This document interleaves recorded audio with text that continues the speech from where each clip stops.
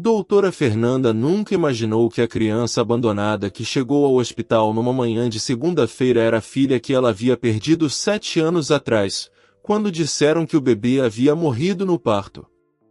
Quando Sofia sorriu pela primeira vez e Fernanda viu seus próprios olhos verdes refletidos no rosto da menina, junto com uma marca de nascença idêntica à que ela mesma tinha no pulso, o mundo da pediatra desmoronou completamente. A filha que ela chorou durante anos estava viva, bem na sua frente, precisando dos cuidados que ela sempre sonhou em dar. A descoberta aconteceu de forma gradual e devastadora. Sofia havia chegado ao Hospital Santa Rita numa manhã cinzenta de julho, trazida pela polícia após ser encontrada sozinha numa praça do centro de Salvador. A menina estava assustada, suja, mas sem ferimentos graves, apenas desnutrida e com sinais de negligência prolongada. Como pediatra responsável pelo setor de emergência infantil, Fernanda assumiu naturalmente o caso, seguindo protocolos que havia executado centenas de vezes. Mas havia algo diferente nesta criança.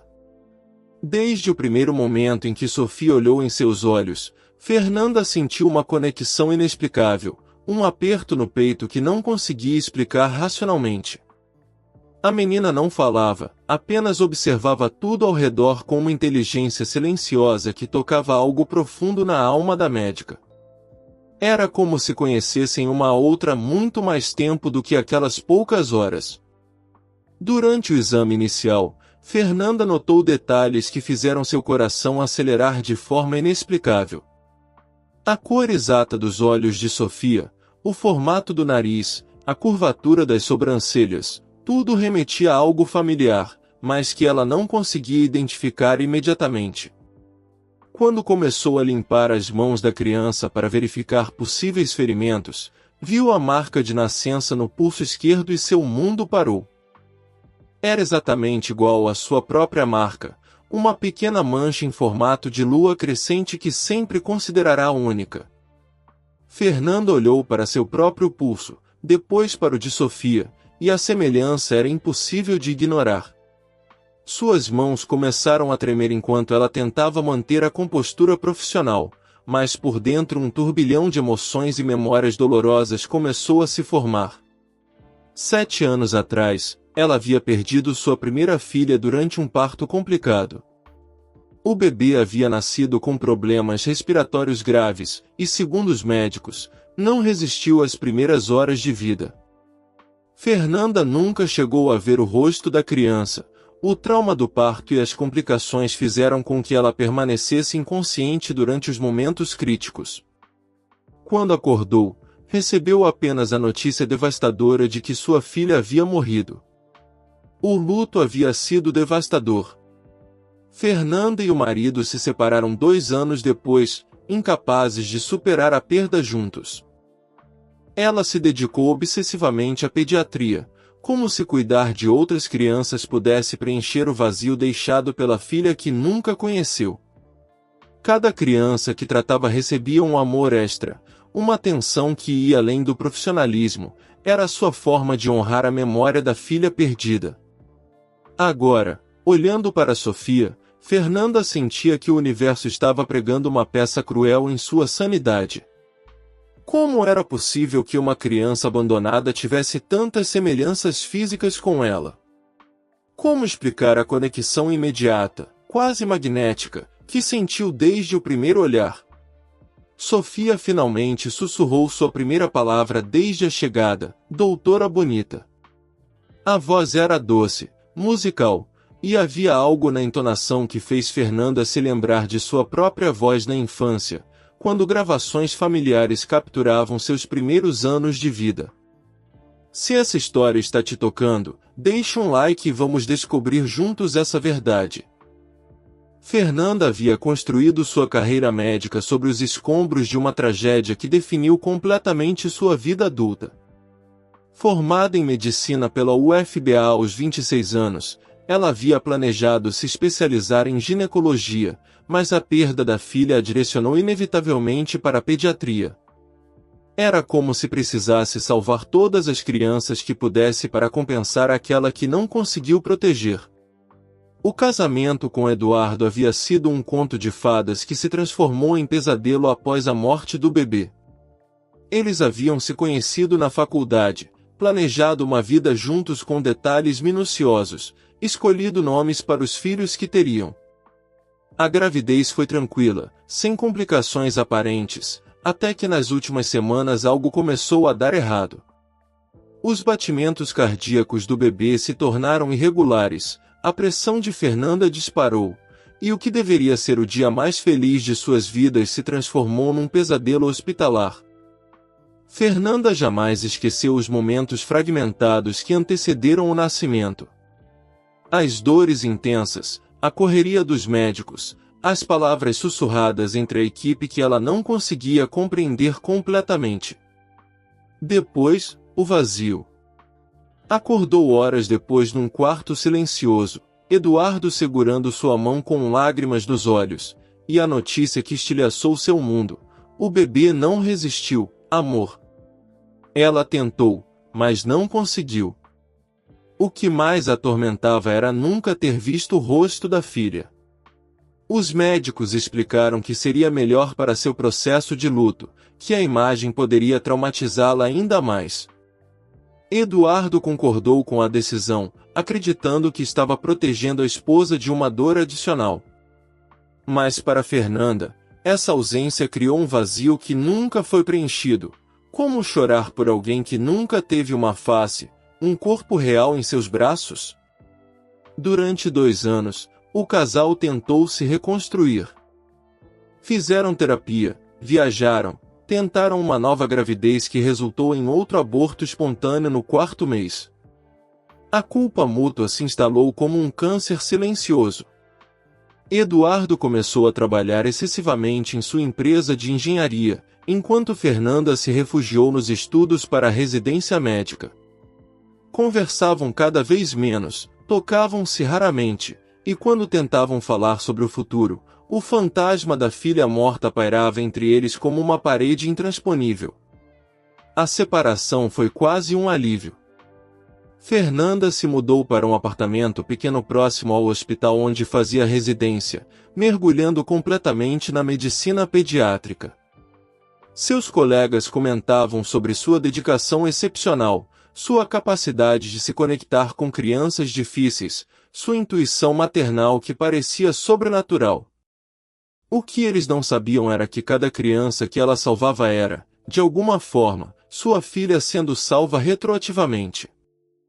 Nos últimos 5 anos, Fernanda havia se tornado uma das pediatras mais respeitadas de Salvador.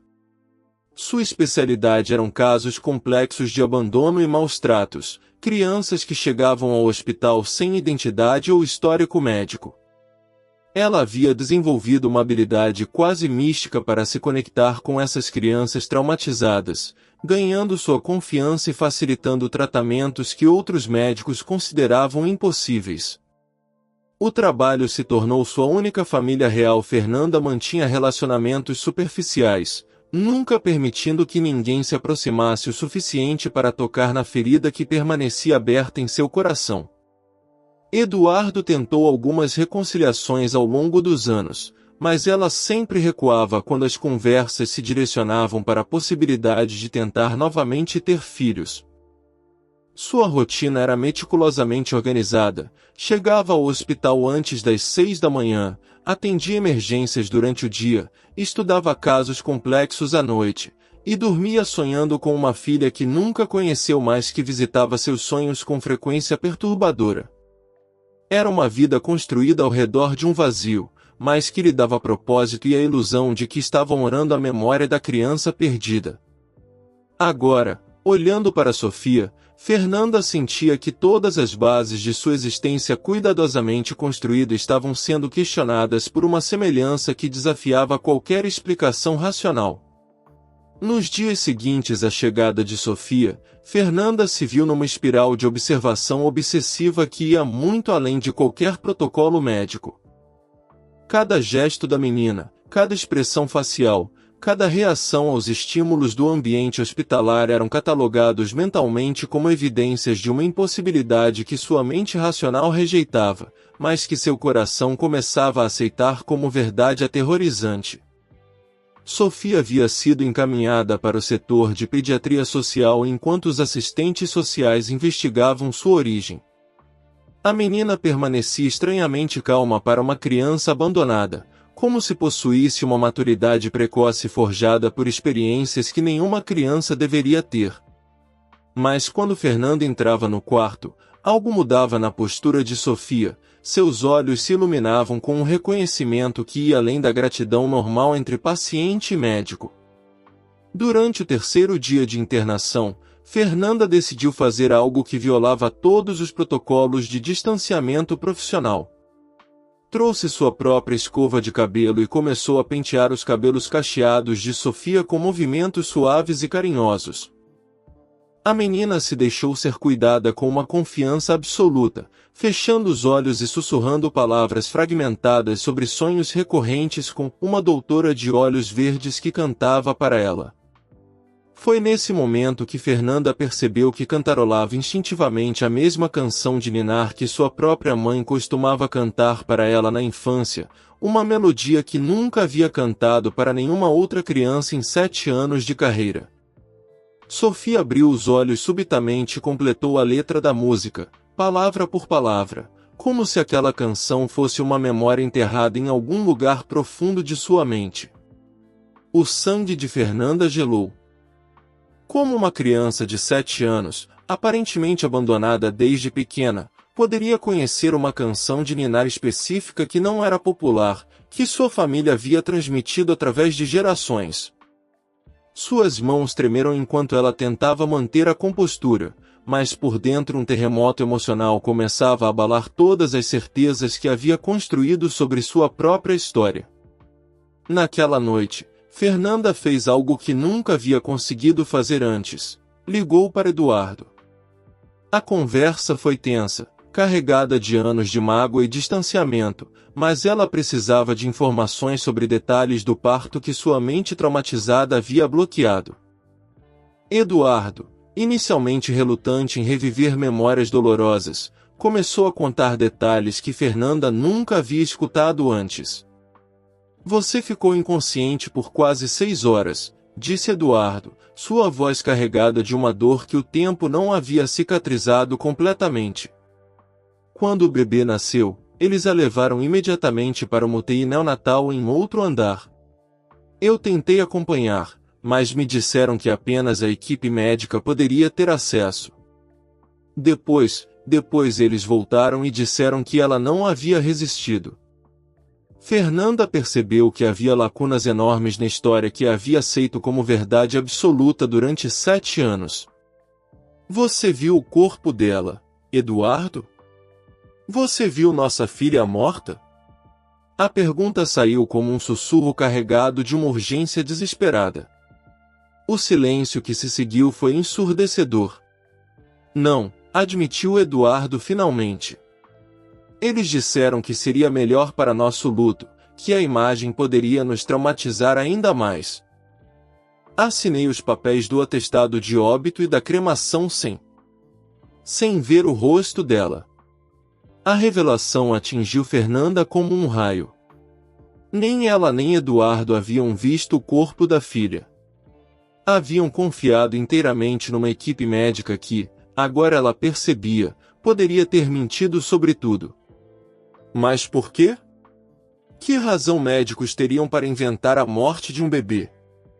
Na manhã seguinte, Fernanda chegou ao hospital com uma determinação feroz que assustou até mesmo os colegas mais próximos. Solicitou todos os arquivos médicos de 7 anos atrás, especificamente do dia em que supostamente havia perdido a filha. O que descobriu nos registros fez seu mundo desmoronar completamente. Havia discrepâncias nas datas, nomes de médicos que não existiam mais no hospital, e um atestado de óbito assinado por um profissional que, segundo seus colegas, nunca havia trabalhado naquela instituição. Quando voltou para o quarto de Sofia naquela tarde, a menina estava desenhando com giz de cera. O desenho mostrava uma mulher de jaleco branco segurando a mão de uma criança pequena, e no canto da folha estava escrito em letras infantis: "Minha mãe doutora dos meus sonhos." Sofia olhou para Fernanda e disse com uma simplicidade devastadora: "Eu sempre soube que você ia me encontrar." Inscreva-se no canal para mais histórias como essa. Fernanda sentiu que estava perdendo a sanidade enquanto tentava processar as evidências que se acumulavam diante dela.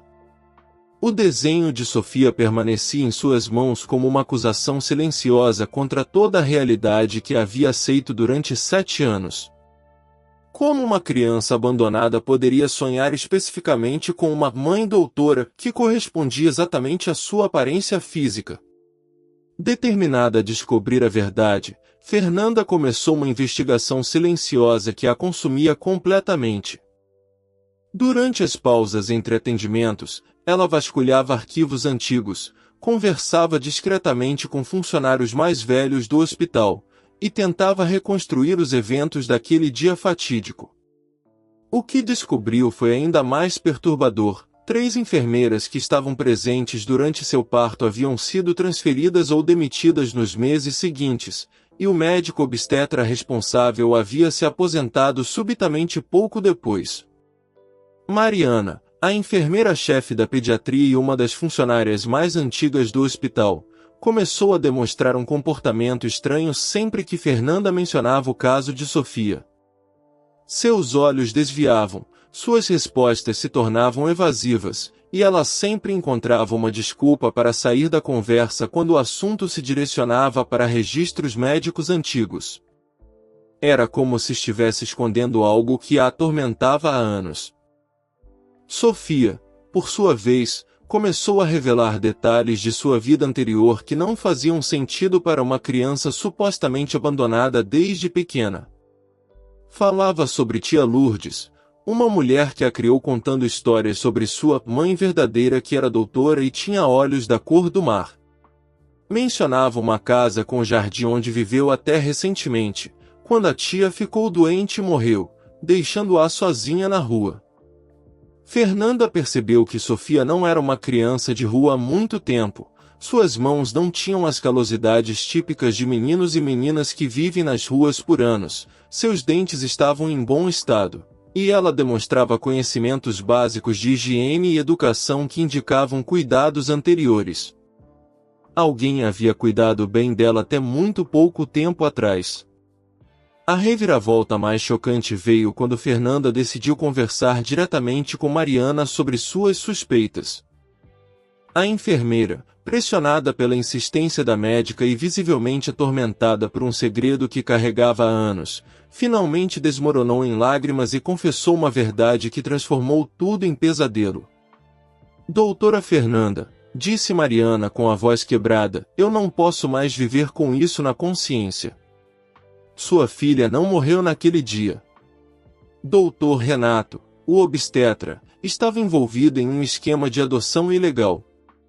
Bebês de mães solteiras ou casais com problemas financeiros eram declarados mortos e vendidos para famílias ricas que pagavam quantias enormes por crianças recém-nascidas."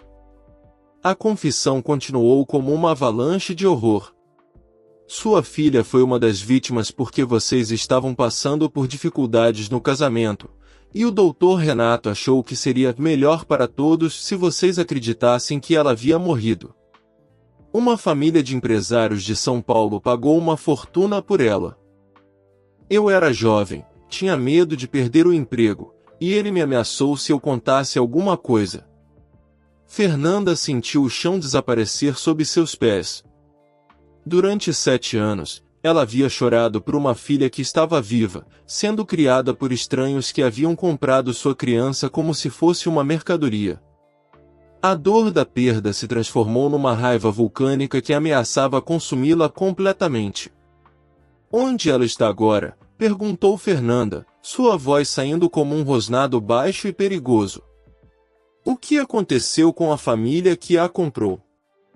Mariana continuou chorando enquanto revelava o resto da história. A família se mudou para o interior, mas quando a menina tinha cerca de 5 anos, eles morreram num acidente de carro.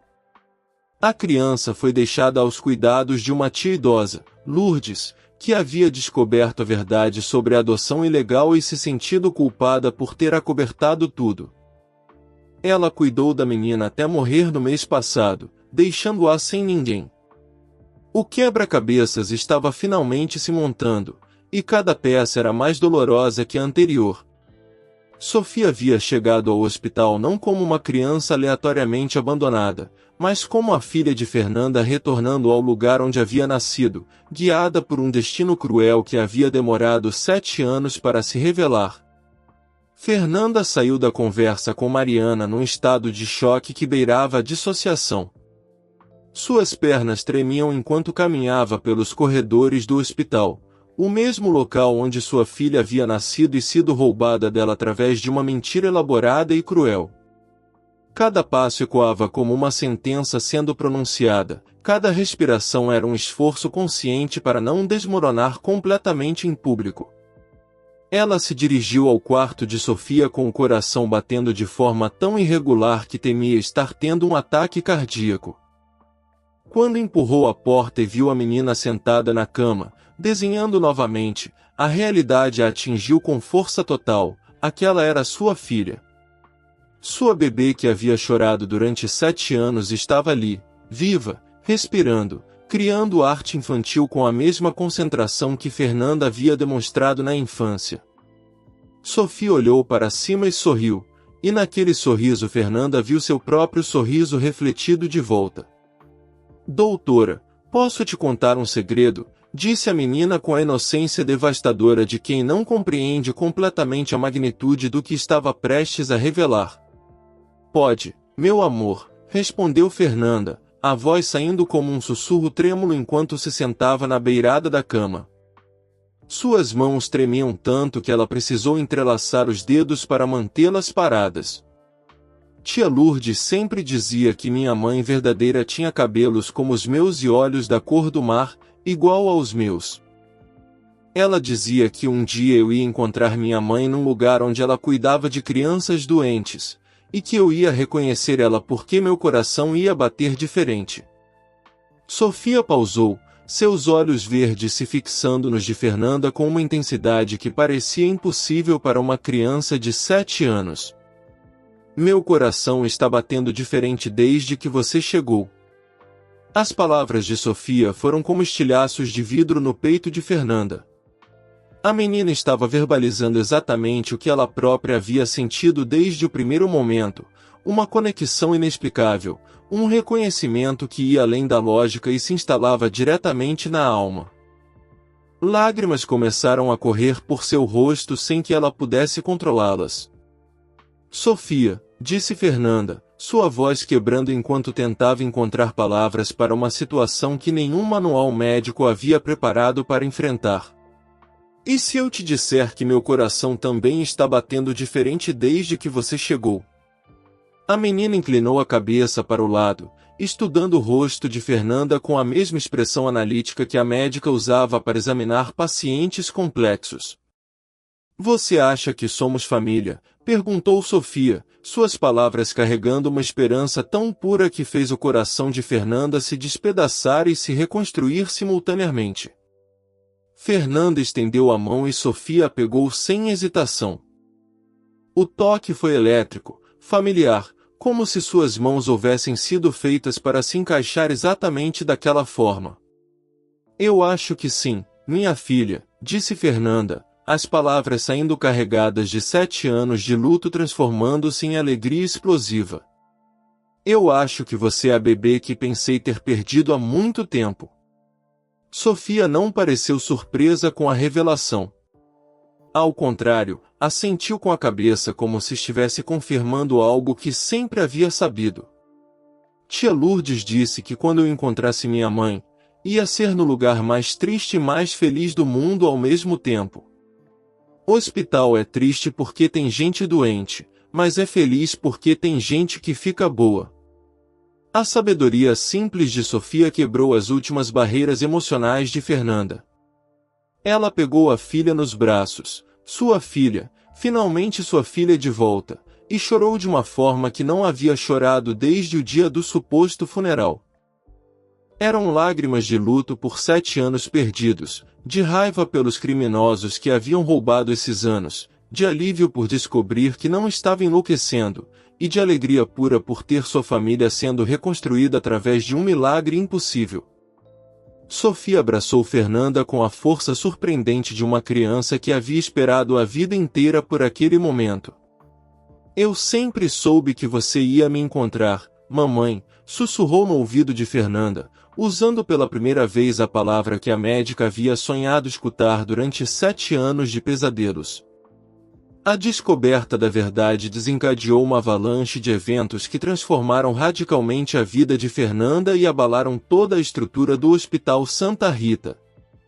No momento em que ela confirmou que Sofia era sua filha, a realidade de um crime hediondo que havia permanecido escondido por 7 anos veio à tona com força devastadora, exigindo ações imediatas que não permitiam tempo para processar emocionalmente a magnitude da situação.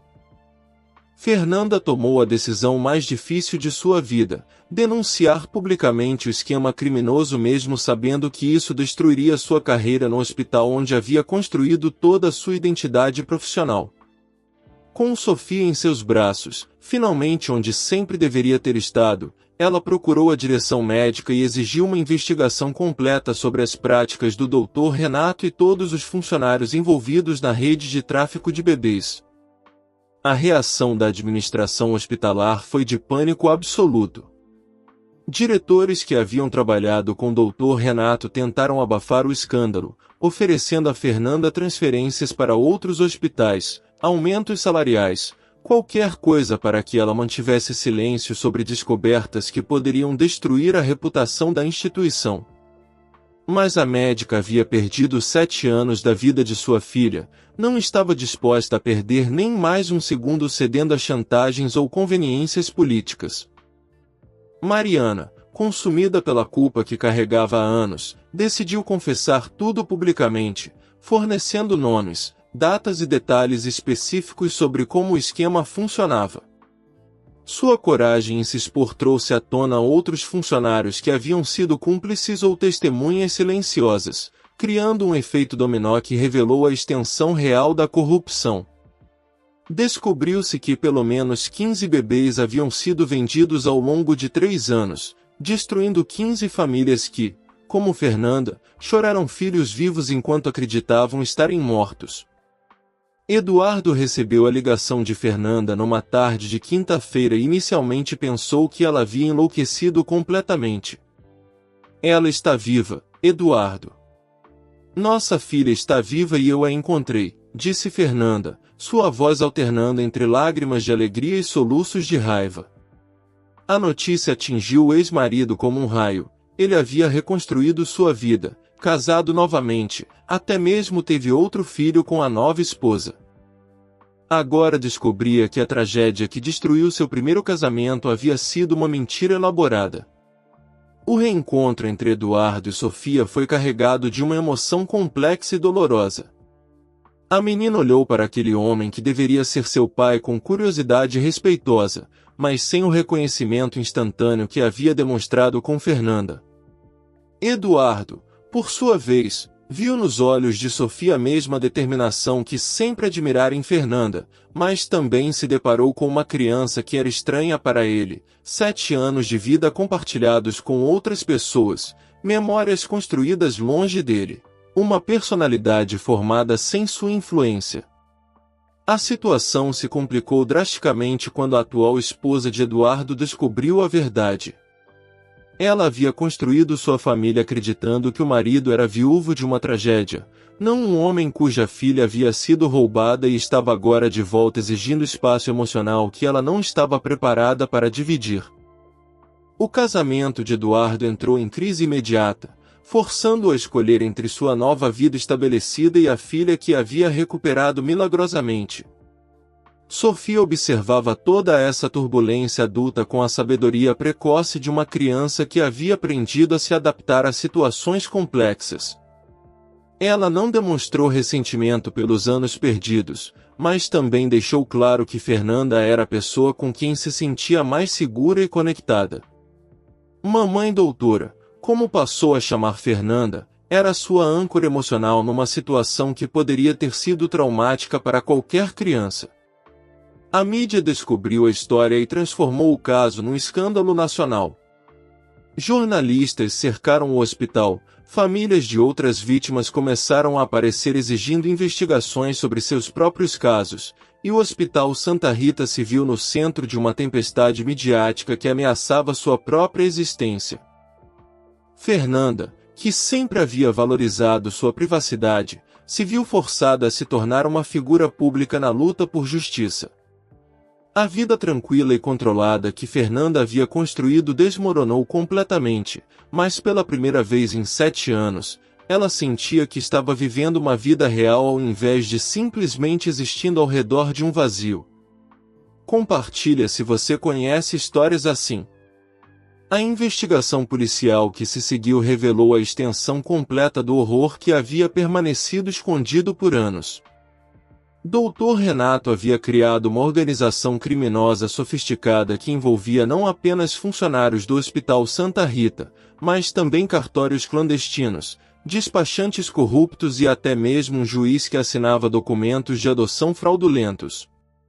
O esquema movimentava milhões de reais anualmente, vendendo bebês recém-nascidos para famílias abastadas que pagavam até R$200 mil por uma criança sem questionamentos sobre a origem. A operação policial, batizada de Berço Roubado, desmantelou completamente a rede e levou à prisão de 17 pessoas, incluindo médicos, enfermeiras, funcionários de cartório e intermediários. Dr. Renato, que havia se aposentado e vivia confortavelmente numa mansão em Alphaville comprada com dinheiro do tráfico de bebês, foi preso em flagrante tentando destruir documentos que comprovavam sua liderança no esquema. Em seu cofre, a polícia encontrou uma lista com os nomes reais de todas as crianças vendidas e as identidades das famílias compradoras. Fernanda descobriu que Sofia havia sido vendida por R$180 mil para um casal de empresários de São Paulo que não podia ter filhos. Ironicamente, eles haviam sido pais amorosos que genuinamente acreditavam estar adotando legalmente uma criança cujos pais biológicos haviam morrido em acidente. Quando descobriram a verdade através da investigação policial, a família adotiva demonstrou uma dignidade admirável, cooperando totalmente com as autoridades e até mesmo oferecendo apoio emocional para o processo de reencontro entre Fernanda e Sofia. O mais chocante foi descobrir que Lourdes, a tia que havia cuidado de Sofia após a morte dos pais adotivos, era na verdade irmã do casal comprador e havia descoberto a origem criminosa da adoção apenas 2 anos antes de morrer. Atormentada pela culpa, ela havia passado os últimos anos contando para Sofia histórias sobre sua mãe verdadeira, preparando inconscientemente a menina para um eventual reencontro que ela esperava acontecer algum dia. A revelação mais devastadora veio quando a polícia descobriu que Sofia não era a única sobrevivente das famílias compradoras. 3 outras crianças vendidas pelo esquema haviam perdido os pais adotivos por diferentes tragédias, acidentes, doenças, suicídios, e estavam vivendo em orfanatos ou com parentes distantes, sem saber de suas origens reais. O destino havia sido cruel. As famílias que pagaram fortunas por bebês roubados acabaram sofrendo suas próprias tragédias, deixando as crianças órfãs novamente. Fernanda se transformou na líder involuntária de um movimento de reencontro familiar que mobilizou o país inteiro. Outras 15 famílias que haviam perdido bebês em circunstâncias suspeitas durante os anos de operação do esquema procuraram sua ajuda para investigar seus próprios casos.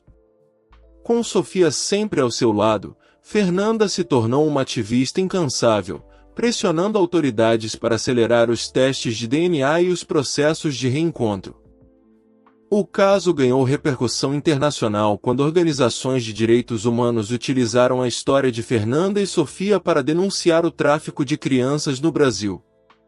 A médica foi convidada para falar em conferências mundiais sobre o tema, sempre acompanhada da filha que se tornou o símbolo vivo da possibilidade de justiça e reencontro familiar. A relação com Eduardo evoluiu de forma complexa e madura. Ele se separou da segunda esposa, não por pressão, mas porque percebeu que não conseguia construir uma nova família enquanto negligenciava a filha que havia recuperado. Começou um processo lento de reconexão com Sofia, respeitando o tempo da menina e a primazia do vínculo que ela havia estabelecido com Fernanda. Gradualmente, eles construíram uma dinâmica familiar não tradicional, mas genuína, Fernanda como a mãe primária, Eduardo como um pai presente mas não invasivo. Sofia floresceu de formas que surpreenderam todos os psicólogos que acompanhavam seu caso. Ao invés de demonstrar traumas pela separação inicial ou pelo processo turbulento de reencontro, ela se adaptou com uma resiliência extraordinária. A menina começou a falar publicamente sobre sua experiência, sempre com a sabedoria simples que caracterizava sua personalidade, ajudando outras crianças em situações similares a compreender que não eram culpadas pelas circunstâncias que viveram. Fernanda deixou o Hospital Santa Rita, não por pressão, mas porque sua missão havia mudado completamente. Ela abriu uma clínica especializada em atendimento para famílias reunificadas, oferecendo apoio médico e psicológico para crianças e pais que passavam pelo trauma de reencontros após separações criminosas. A clínica se tornou referência nacional, atendendo casos de todo o país. O Hospital Santa Rita foi obrigado a indenizar todas as famílias vítimas do esquema, pagando valores que ultrapassaram 50 milhões de reais. A instituição implementou protocolos rígidos de transparência e criou um comitê de ética permanente para garantir que crimes similares nunca mais acontecessem. Uma placa no hall de entrada homenageia as vítimas do esquema berço roubado e lembra funcionários e visitantes sobre a importância da vigilância ética. Sofia completou 8 anos celebrando seu primeiro aniversário real com Fernanda, o primeiro em que sabia quem era sua mãe verdadeira. A festa foi pequena, apenas família e os amigos mais próximos, mas para Fernanda representou o fechamento de um ciclo de dor e o início de uma vida que finalmente fazia sentido completo. A menina desenvolveu o sonho de se tornar médica como a mãe, mas especificamente para ajudar bebês a não se perderem de suas mães. Fernanda sorria sempre que escutava esse sonho, sabendo que independentemente da profissão que Sofia escolhesse, ela havia herdado algo muito mais valioso, um senso de justiça e compaixão que nenhum crime conseguiu destruir. A história de Fernanda e Sofia criou ondas transformadoras que se espalharam muito além de suas vidas pessoais, mudando fundamentalmente como o Brasil lidava com casos de tráfico infantil e reunificação familiar. A coragem de uma mãe que se recusou a aceitar uma mentira e a sabedoria de uma criança que nunca perdeu a esperança inspiraram mudanças legislativas profundas e permanentes no sistema de saúde nacional. A Lei Sofia, aprovada 2 anos após a descoberta do esquema, tornou obrigatória a presença de pelo menos um dos pais durante todo o processo de parto e pós-parto, eliminando as zonas cegas hospitalares onde crimes como os de Dr. Renato podiam acontecer. Hospitais de todo o país foram obrigados a instalar sistemas de monitoramento por vídeo em UTIs neonatais e a manter registros detalhados com múltiplas assinaturas para qualquer procedimento envolvendo recém-nascidos. Fernanda se transformou numa referência nacional para famílias que enfrentavam situações similares. Sua clínica atendeu mais de 200 famílias nos 3 anos seguintes, desenvolvendo protocolos pioneiros para lidar com traumas de reunificação. O trabalho dela provou que crianças separadas de seus pais biológicos por crimes podiam se reintegrar com sucesso, desde que recebessem apoio psicológico adequado e tempo para processar suas experiências. Sofia se tornou uma embaixadora infantil involuntária dos direitos das crianças. Suas aparições públicas, sempre acompanhada de Fernanda, tocavam corações em todo o país porque ela falava com uma sinceridade devastadora sobre encontrar sua mãe verdadeira no lugar onde ela salvava outras crianças. Organizações internacionais de proteção infantil começaram a usar seu depoimento em campanhas mundiais contra o tráfico de menores. O impacto na comunidade médica foi profundo e duradouro. Escolas de medicina incluíram disciplinas obrigatórias sobre ética em situações de vulnerabilidade familiar, usando o caso de Fernanda como estudo principal. Residentes de pediatria de todo o país passaram a fazer estágios na clínica dela, aprendendo não apenas técnicas médicas, mas também como reconhecer sinais de irregularidades em processos hospitalares. Eduardo encontrou seu próprio propósito tornando-se advogado especializado em direitos parentais. Ele utilizou sua experiência pessoal para ajudar outros pais que enfrentavam situações de perda ou separação forçada de filhos. Sua nova carreira permitiu que ele contribuísse para a luta iniciada por Fernanda, criando uma parceria profissional que fortaleceu gradualmente sua relação pessoal reconstruída. As outras famílias reunificadas através da investigação criaram uma rede de apoio que se tornou modelo para casos similares. Encontros mensais, grupos de terapia familiar e atividades conjuntas ajudaram tanto pais quanto crianças a processar traumas e celebrar suas reconexões. Sofia frequentemente liderava atividades para as outras crianças, demonstrando uma capacidade natural para ajudar seus pares a se adaptarem às mudanças. Mariana, a enfermeira que teve coragem de confessar, se tornou uma ativista dedicada à transparência hospitalar após cumprir sua pena em regime semiaberto. Ela dedicou o resto de sua carreira a treinar profissionais de saúde sobre como identificar e denunciar irregularidades, transformando sua culpa em força motriz para prevenir crimes similares. O Hospital Santa Rita, após a crise inicial, se reinventou como uma instituição modelo em transparência e ética médica. A transformação foi tão profunda que outros hospitais começaram a enviar equipes para estudar seus novos protocolos. A tragédia que quase destruiu a instituição acabou tornando-a referência nacional em boas práticas hospitalares. Sofia desenvolveu uma relação especial com outras crianças que passaram por traumas similares. Sua capacidade de compreender dor sem ser consumida por ela, e de manter esperança mesmo em situações difíceis, fez dela uma fonte natural de conforto para seus pares. Psicólogos infantis frequentemente pediam sua ajuda informal para conversar com crianças recém-reunificadas.